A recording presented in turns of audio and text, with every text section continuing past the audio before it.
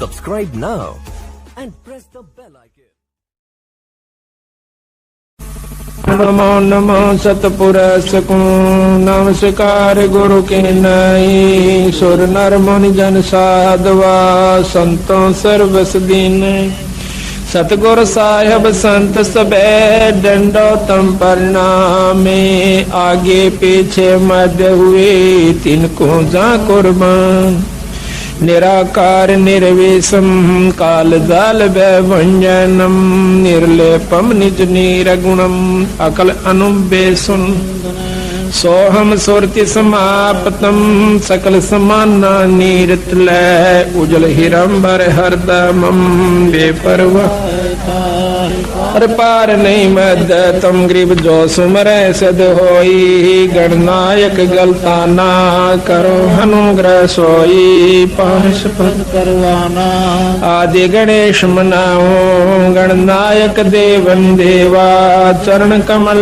लोलाऊं आदि अंत करो सेवा परम शक्ति संगीतम रिद्धि सिद्धि दाता सोई अविगत गुण अतीतम सतपुरुष निर्मोही जगदम्बा जगदीश मंगल रूप मुरारी तन मन अर्पो शीश भक्ति मुक्ति भंडारी सुर नर मुनि जन ध्याम ब्रह्मा विष्णु महेशा शेष शेष मुखा पूजे गणेशा इंद्र कुबेर सरीखा वरुण धर्म राजा में समर्थ जीवन जी का मन इच्छा फल पावे 33 कोटि दारा जावे से 88 उत्तर बोधल पारा कटे हम की फांसी 33 कोटि दारा जावे से 88 उत्तर बोधल पारा कटे हम की फांसी सत्साई। आज परम पिता परमात्मा बंदी छोड़ कबीर साहब तथा उन्हीं के अवतार सतपुरुष कबीर साहब सतपुरुष के अवतार बंदी छोड़ कबीर साहब वह गरीबदास महाराज की एक विशेष कृपा हमारे ऊपर हुई है कि हम आज सत्संग रूपी गंगा में अपने अंतःकरण को साफ करने के लिए आत्मा कल्याण के लिए कुछ समय इस संसारी कार्य से निकाल करके आज सतगुरु की शरण में सतगुरु के चरणों में आए हैं। इस बात का प्रमाण सब जगह मिलता है कि बड़े भाग से मनुष्य जन्म प्राप्त होता है और उससे भी वह दिन हमारा बहुत ही भाग्य का होगा। अच्छे हमारे शुभ संस्कार होंगे जिस दिन हम सत्संग में आकर के परमात्मा की चर्चा सुनते हैं और परमात्मा के बारे में जानकारी होती है। आत्म कल्याण का हमें मार्ग प्रशस्त होता है कि मनुष्य जन्म परमात्मा ने हमें किस लिए दिया था। अच्छे हम ज्ञान जो है सत्संगत से प्राप्त करते हैं, बुरी जानकारी हमें कुसंगत से होती है। परमात्मा के बारे में जानकारी केवल एकमात्र सत्संग से होया करे और सत्संग जिस दिन हमें प्राप्त होता है वो हमारा बहुत ही पुण्य का दिन होता है। ना जाने पिछले जन्मों की कौन कौन सी अच्छी कमाई, युगों युगों के हमारे पुण्य कर्म हमारे साथ होते हैं, तब हम सत्संग की तरफ सोचते हैं और सोचने के बाद वो दिन प्राप्त होना, वो समय प्राप्त होना, वो घड़ी जिस दिन हम सत्संग में आते हैं या बड़े भाग तक प्राप्त होती है। बंदी छोड़ भगवान गरीबदास जी, वह सतगुरु कबीर साहब तथा वो पूर्ण ब्रह्म परमात्मा आज हमें देख रहा है कि ये बच्चे उस परम पिता परमात्मा के आज उनके दरबार में आए हैं। उनको इतना भी ज्ञान है कि कौन भक्त आए हैं और कौन नहीं आए हैं, किन कारणों से नहीं आ पाए। तो ये कुछ समय होता है, कुछ ईश्वर की तरफ से परीक्षा होती है, परमात्मा की तरफ से, कि इतनी मेहनत करने के बावजूद भी इस भक्त के अंदर, इस पुण्यात्मा के अंदर इतनी उत्सुकता उत्पन्न हुई है कि नहीं हुई है कि 100 काम छोड़ करके भी मैंने सत्संग में जाना चाहिए। इतना सत्संग सुनने के बाद इस जीव आत्मा को इतना ज्ञान अवश्य हो जाना चाहिए कि जिस प्रकार हम अपने पेट भरण के लिए, अपनी रोजी रोटी के लिए, चाहे मजबूरी समझो चाहे जरूरी समझो, हम उसको दुख या सुख पा करके अवश्य करते हैं। जिस प्रकार आज कितनी ठंड है और कल भी बहुत सर्दी थी।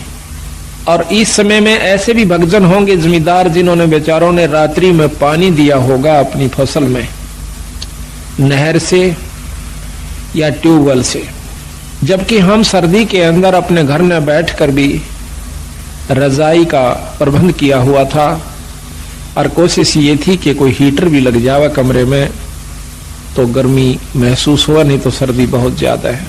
और वो बेचारे घुटनों तक पानी में, ऊपर से शीत लहर, और वो उस पानी के अंदर, उस सर्दी के अंदर ऊपर से थोड़ी थोड़ी बूंद भी आ रही थी, बारिश भी हो रही थी। ऐसे समय में वो भक्त, वो ज्ञानी जीव सत्य अपने खेत में खड़ा हुआ था।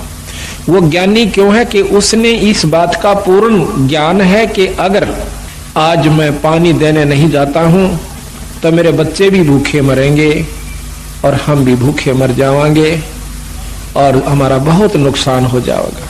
ठीक इसी प्रकार सत्संग सुन लेने के बाद हमारे अंतःकरण में यह बात अवश्य घर कर जानी चाहिए, इतना पक्का विश्वास हो जाना चाहिए कि यदि हम सत्संग में आज नहीं जाते हैं, ये कोई रोज रोज नहीं हुआ करते, साल भर में मुश्किल से हमें कोई ऐसा समागम जिसमें परमात्मा की वाणी को विस्तृत जानकारी दी जाती है, खोल कर सुनाया जाता है। उस जमींदार की तरिया इतना दृढ़ निश्चय, जिसको अजर विश्वास कहते हैं, एक तो होता है निश्चय, एक होता है विश्वास, और तीसरा गरीबदास जी महाराज कहते हैं जरना होता है। जिसको जरना हो गया वो बेचारे आज सैकड़ों किलोमीटर से चलकर इसी सर्दी में अपने बच्चों समेत आज सच्चे दरबार में उस परमात्मा की रजा का लाभ उठा रहे हैं। और जिनको इस बात का ज्ञान नहीं हुआ अभी तक, उनको जरना नहीं हुआ। विश्वास तो है कि भगवान के नाम के बिना गुजारा नहीं है, इतना विश्वास है। वो बेचारे ये सोच लेते हैं चलो घर में कर लेंगे अपना, कोई बात नहीं, आज सर्दी है, कल धूप निकल आओगी तब चल पड़ेंगे, वो भी चोखा। लेकिन जरना जिसका हो गया भाई बात बनेगी उसकी। कहते हैं कि जयदेव मुख से ना कही हुई तीन लोक में गाज, और जरना ऊपर होते हैं ये सकल संपूर्ण काज। जब जरना हो जाएगा, जब विश्वास हो जाएगा, तब हमारे कार्य पूर्ण रूप से सिद्ध होंगे।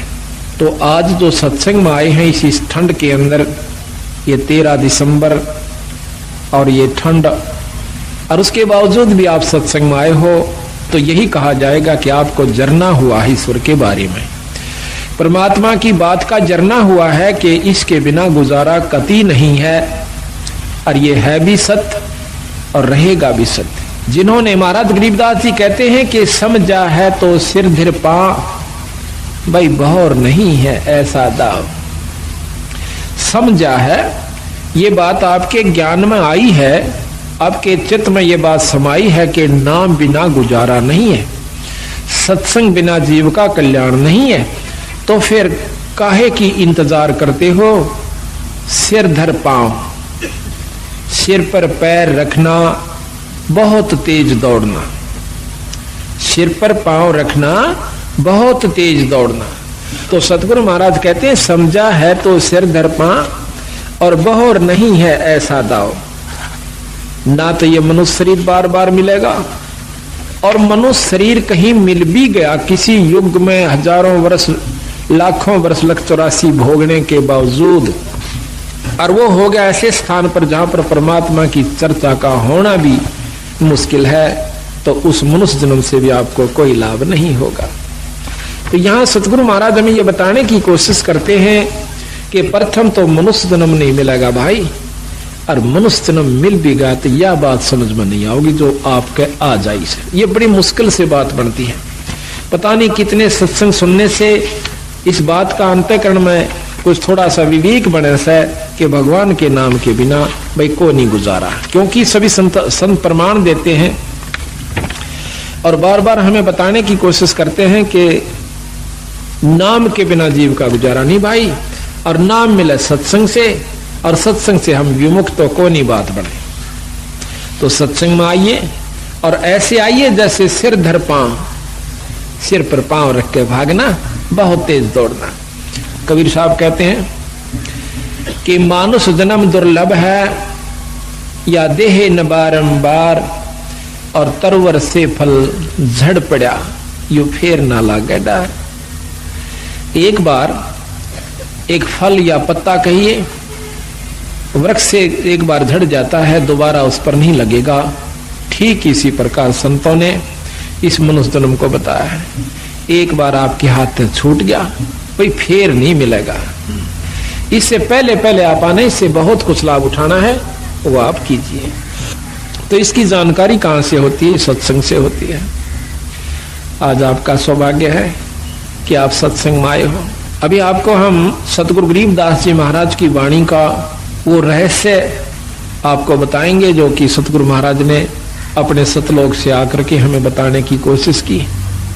लेकिन ये इतना जल्दी समझ में नहीं आता। हम किसी गांव में जाते हैं तो पहले तो हम 2 सत्संग किया करते थे, दोनों दिन 2 अखंड पाठ चलता है। लेकिन अब समय अभाव के कारण अखंड पाठ ज्यादा हो जाने की वजह से हम केवल 1 सत्संग ही कर पाते हैं। हमारी मजबूरी हुई, लेकिन साथ में खुशी हुई कि जो कि हरियाणा में परमात्मा बंदी छोड़ गरीबदास जी को कोई जाने भी नहीं था, आज उनकी अमृतमयी वाणी का अखंड पाठ गांव-गांव में और घर-घर में हो रहा है। लेकिन समय अभाव के कारण, अधिकता हो जाने के कारण हम पूर्ण रूप से सत्संग वहां नहीं फरमा सकते। उसमें एक साधारण सी जानकारी दे सकते हैं जो कि नए भक्त को दी जाती है। लेकिन जो असली तत्व है वो इन 7 दिनों के अंदर आपके सामने आओगा।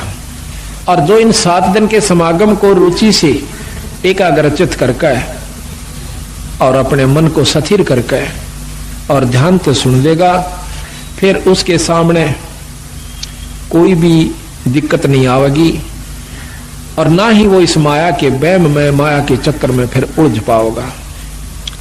संतों ने, बंदी छोड़ गरीबदास महाराज जी ने ऐसे ढंग से में बताने की कोशिश करी है कि देख भाई, कहीं आपको यह वहम ना रह जावे कि भक्ति का करना केवल उन व्यक्तियों का काम है जो कि घर छोड़ जाते हैं और जंगल में चले जाते हैं और बाल ब्रह्मचारी रहते हैं और वहां पर तप आदि करते हैं, गुफा बना लेते हैं, शरीर पर दाढ़ी बढ़ाते हैं, अंग पर राख लपेट लेते हैं, छार लपेट लेते हैं, बर्फ के अंदर खड़े हो जाते हैं, कोई सिर के ऊपर ठंडा नीर बरसाता है सर्दी के मौसम में।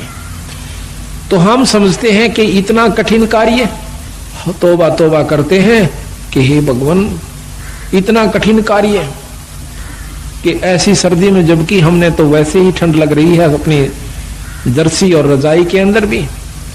और एक भक्त एक मटके के अंदर सैकड़ों छेक करवा लेता है और उसको एक तिपाई के ऊपर रख कर और उसके अंदर बहुत ठंडा जल ऊपर डलवाता रहता है मटके में, और मटके में से पानी झरके झरने के रूप में और उस भक्त के ऊपर, उस संत के ऊपर पड़ रहा है।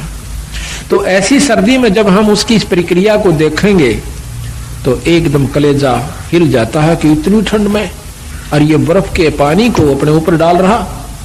तो उस समय ये मन तौबा कर जाता है कि भाई भक्ति मारे बस की कौन है, हम नहीं कर सकते इसका। लेकिन बंदी छोड़ गरीबदास जी ने इसको बहुत आसान किया है, इसको ऐसा मार्ग बता दिया है कि आप काम करते हुए अपने खेत में, जैसे उन्होंने उदाहरण दे के बताया, नहीं तो उस भगवान ने यहां पर आने की कोई आवश्यकता नहीं थी और ना ही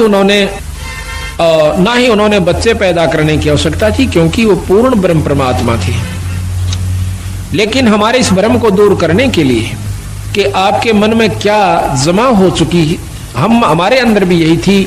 हम तो एक साधारण सा अपना नाम ले लिया करते थे, आरती कर लिया करते थे, जब तक हमने पूर्ण ज्ञान नहीं हुआ था, इस उद्देश्य से कि हमारे थोड़े बहुत काम सर जाएंगे, भगवान की आरती कर लें। बाकी प्राप्ति की हमें कोई उम्मीद नहीं थी, परमात्मा प्राप्ति की। जब से बंदी छोड़ गरीबदासियों का, कबीर साहिब का ज्ञान देखा, इसको समझा, और वे साथ में ये भी पता चला कि ये गृहस्थी थे बाल बच्चेदार थे। इन्होंने अपने बच्चों के सारी ये क्रियाक्रम किया, विवाह भी किया और साथ में उनका पालन पोषण भी किया और फिर भक्ति करके परमात्मा प्राप्ति भी की। तो जब हमारे मन में यह कुछ उत्सुकता पैदा हुई कि जब बंदी छोड़ गरीबदास जी सारे काम को करते हुए पार हुए तो हम भी हो सकते हैं। उसके बाद हमारी रुचि बढ़ी और फिर बंदी छोड़ ने लिख रखा गरीबदासियों ने कि नाम उठत नाम बैठत नाम सोवत जागबे, भाई नाम खाते नाम पीते तू नाम से ती लागबे। एक नाम से मुक्ति होगी, ना तप से मुक्ति होती है, ना केवल पाठ करते रहने से मुक्ति होती है और ना ही किसी तप बर्फ में खड़ा हो जाने से या 4 धुना के बीच में 5 धुनों के बीच में बैठ जाने से जीव मुक्त हो सकता है। उससे कुछ और उपलब्धि होती है। तो जब हमने मेरा पता चला, इस बात का ज्ञान हुआ कि परमात्मा के पाने का तरीका भी और है, वो साधन भी और है जिससे हम ईश्वर प्राप्ति कर सकते हैं। सिद्धि प्राप्ति नहीं करनी अपन, तब से सिद्धियां आ जाती हैं। और कोई मौन बैठ जाता है 6 महीने, साल भर, 2 साल, 4 साल, वर्ष, तो उसको भी सिद्धियां आ जाती हैं। उन सिद्धियों से छोटे मोटे चमत्कार हो जाते हैं। लेकिन बंदी छोड़ महाराज कहते हैं कि ये अष्ट सिद्धि 9 निधि ये भी हमें नहीं आवश्यकता। हमने केवल आवश्यकता है तो अपने आत्म कल्याण की और जन्म मरण से पीछा छुटवाउन की है। वो कैसे छूटे हमने इस बात। तो सतगुरु महाराज ने हमें बताया कि जिस प्रकार मैंने कार्य किया, जिस प्रकार मैं रहा, मेरी रहनी को देखो। भाई बच्चे भी हुए, उनको पाला पोसा, फिर उनकी शादी करी। आज गरीबदास महाराज के 70-80 के करीब उनका जो है ना घर है, वहां पर गांव में परिवार है। 8वीं 9वीं पीढ़ी सतगुरु महाराज की चल रही है गरीबदासियों की। वहां पर लगभग 300-400 उनके 500 के करीब महाराज की जनरेशन है, उनकी संतति हो चुकी है छुड़ानी के। तो उन्होंने हमें यह बताया कि भाई इस वहम में मत रहना कि भक्ति वही लोग क्या करते हैं जिन्होंने दाढ़ी बढ़ा रखी हो, सिर पर जटा बढ़ा रखी हो, या बहुत बड़े संस्कृत के ज्ञाता हो, चारों वेदों को बहुत ही लतीफेदार ढंग से सुना रहे हो। बंदी छोड़ महाराज कहते हैं ये अलग वस्तु है, वो अलग वस्तु है। परमात्मा पाना ये अलग वस्तु है, ये साधन भी नाराज है। एक समय की बात है, एक राम राय नाम का एक पंजाब का बहुत बड़ा रईस आदमी वासियर गांव के अंदर रहता है। था लुधियाना के पास एक वासियर गांव है। तो वहां पर गरीबदास जियों का एक शिष्य सुबह के समय ब्रह्म मुहूर्त में, यानी सूर्य निकलने से पूर्व थोड़ा सा पहले, एक कुएं के ऊपर स्नान करके वहां पर गरीबदास महाराज का नित्य नेम कर रहा था, वाणी को उच्चारण कर रहा था बहुत ही सुरीले ढंग से। और वो राम राय सुबह सुबह घूमने के लिए गया था। अब पंजाब के लोग जो हैं वो जय श्री नानक साहिब की कृपा से वाणी के बहुत मर्मज्ज हैं। वाणी को, संत वाणी को बहुत प्यार करते हैं। एकमात्र अगर कोई सृष्टि में ग्रंथ है तो सिख धर्म का है, जिसने उसमें उन्होंने किसी मजहब को या धर्म को नहीं अपनाया। सिख कोई धर्म नहीं है। सिख नाम शिष्य का होता है, हिंदी में उसे शिष्य कहते हैं और पंजाबी में सिख कहते हैं।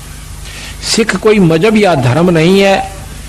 आज जो सिख परंपरा के अंदर उन्होंने जो ग्रंथ साहिब बना हुआ है उसके अंदर 39 संतों का समूह वाणी है, संग्रह वाणी है।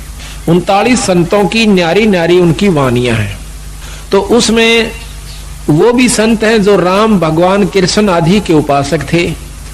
नामदेव जी, श्री तुक्का जी और श्री ज्ञानेश्वर जी, ऐसे बहुत से संत हैं। मीराबाई जी, धन्ना जी, उन सब संतों का की वाणी, उनका एक समूह जो है संग्रह ग्रंथ है।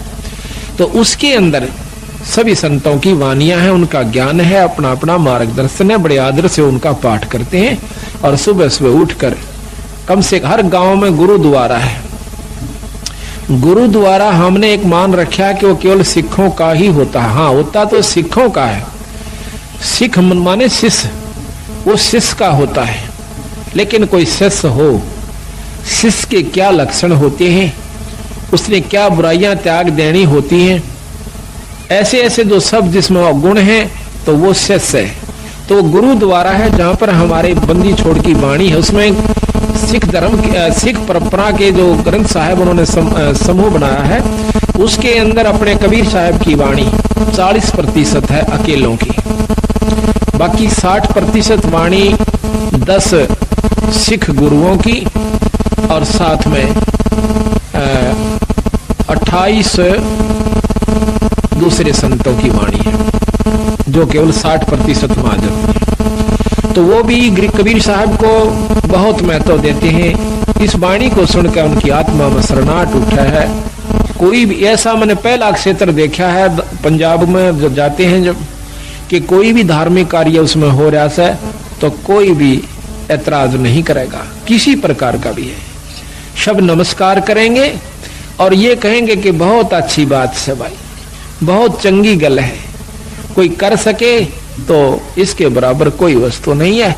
लेकिन जहां तक हमने अपने हरियाणा में ये समावेश किया है नई चीज का, हमारे बंदी छोड़ गरीबदास कबीर साहिब की कृपा से, तो हमें सबसे ज्यादा दिक्कत यही आई है कि प्रथम तो हमारे भक्तजन पिछली परंपरा को त्याग कर प्रसन्न नहीं, दुखी होते हैं अगर उनको कहते हैं कि ये रास्ता जो आप अपनाए हुए हो ये आपका आत्म कल्याण का भी नहीं है और साथ में अपने आपके घर में सुख भी नहीं होगा। तो शुरू में पुरानी परंपरागत यानी उसके ऊपर लगे हुए रचे हुए होने के कारण वो बहुत दुख मानने से इस बात का।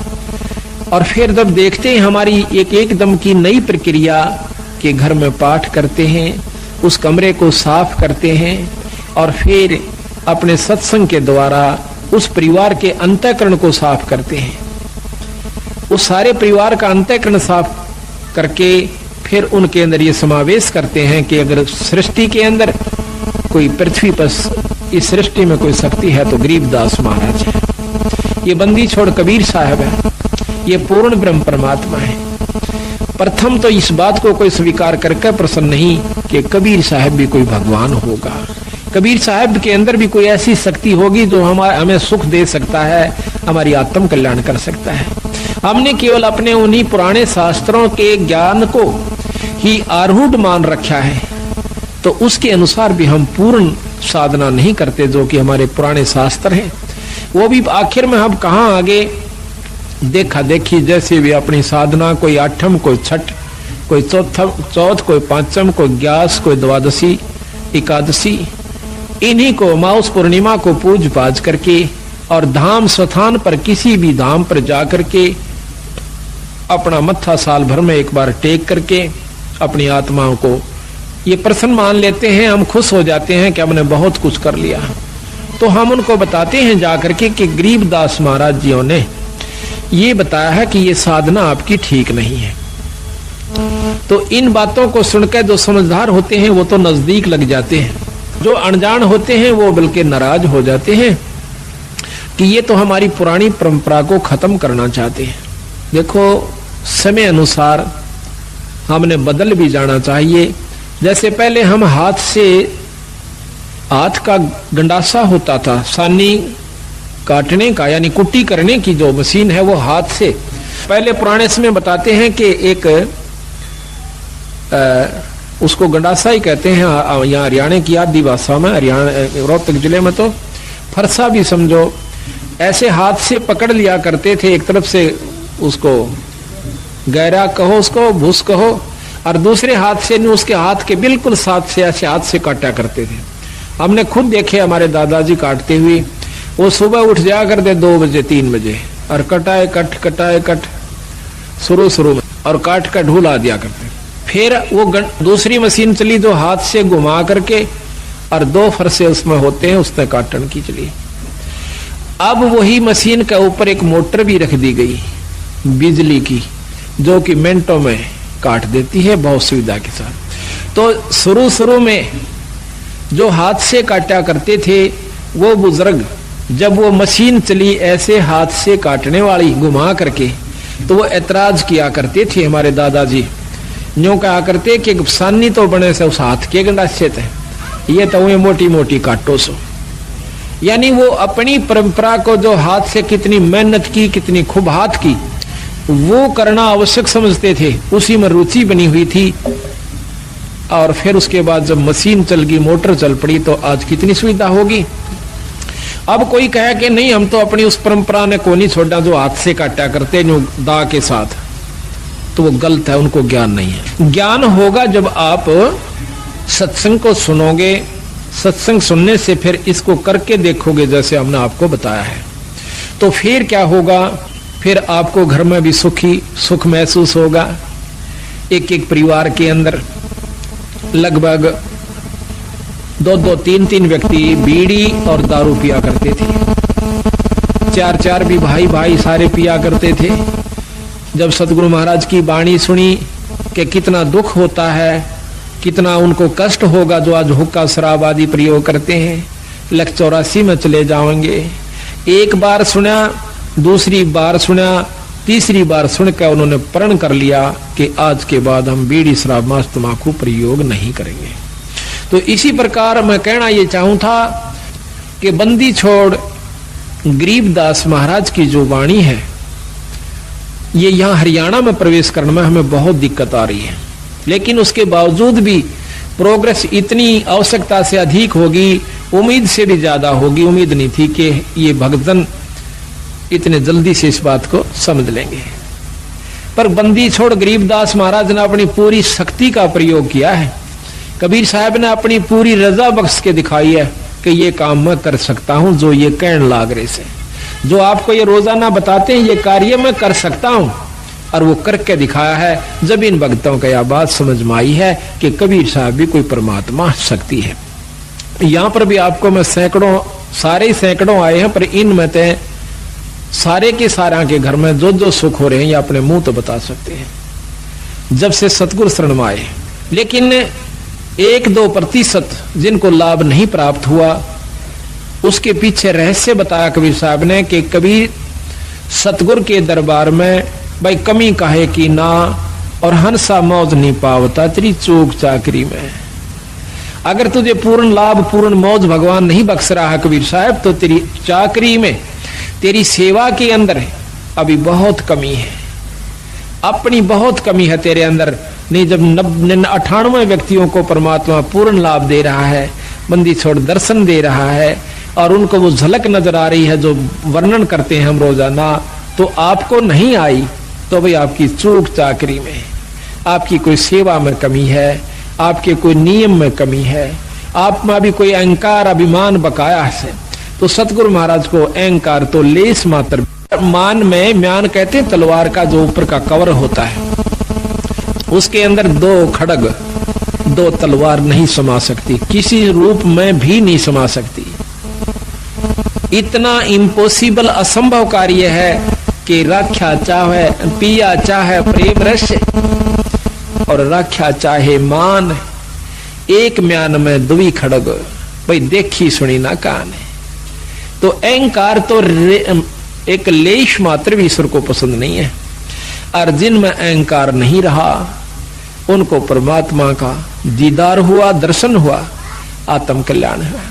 और इसमें के लगे है अहंकार को तोड़ने में, कुछ नहीं लगता, बस थोड़ी सी कसर से, थोड़ा सा सावधानी की आवश्यकता है, थोड़ी सी विवेक की आवश्यकता है इसके अंदर। आज हम मनुष्य शरीर में है, ये माटी का पुतला और खाक में मिल जाएगा 10-20 साल के अंदर अंदर। और फिर हमारे ऊपर महाराज ने लिखा है कि कबीर काहे गर्भियो और ऊंचा देख आवास, और काल पड़े भू लेटना तेरा ऊपर जामे घास। कल तो जमीन पर जाकर पड़ना होगा, और वहां फूक फाक के थोड़ी सी राख हो जाएगी, और उसके ऊपर फिर तेरा घास जामेंगे।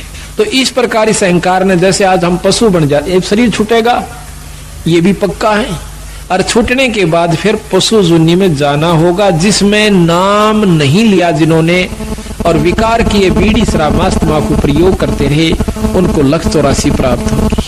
फिर जिन भक्तों ने नाम भी ले लिया, और अपना धर्म पुण्य भी कर रहे हैं और फिर भी अभिमान रह गया तो फिर भी आप लख 84 में जाओगे। वो दूसरी बात है कि आपकी की हुई कमाई परमात्मा अवश्य देगा।